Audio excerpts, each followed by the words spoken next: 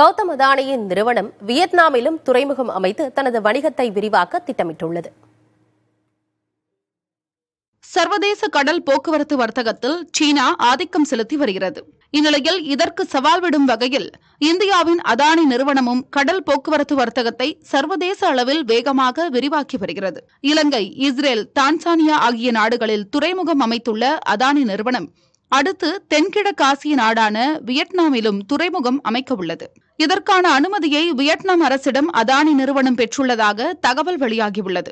கேரளாவில் உள்ள விழிஞத்திலும் அதானி போர்ட் நிறுவனம் மிகப்பெரிய துறைமுகத்தை அமைத்துள்ளது. இங்கு மதர்ஷிப் எனப்படும் மிகப்பெரிய சரக்கு கப்பல் முதலாக கடந்த வாரம் வந்தது.